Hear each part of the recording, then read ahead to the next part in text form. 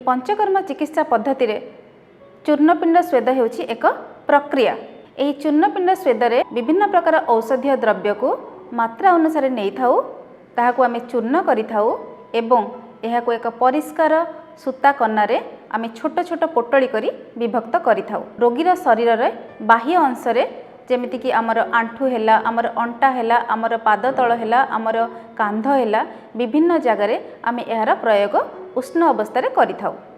एहा द्वारा रोगीर शरीर रे लघुता अनुभव होइथाए, ताहाकु आराम मिली थाए एवं जो जंत्रणा तार होइथाए विभिन्न अंग प्रत्यंग रे ताकु सेथिरु उपशम मिली थाए। चूर्णपिंड स्वेदर प्रक्रिया को आमे आमर शरीर रे हेउथबा बैक पेन, आमर शोल्डर पेन, आमर नी पेन किंबा विभिन्न प्रकार संधिगत जंत्रणा रे आमे प्रयोग करि पारिबा। चूर्णपिंड स्वेदर प्रयोग करिबा द्वारा आमको आंठुगंठी बात, विभिन्न प्रकार संधिगत बात, संधिगत शोथ, इवन न्यूरल प्रॉब्लम रु एवं विभिन्न प्रकार पैरालिसिस केस रे मध्य आमको उपशम मिली पारिबो।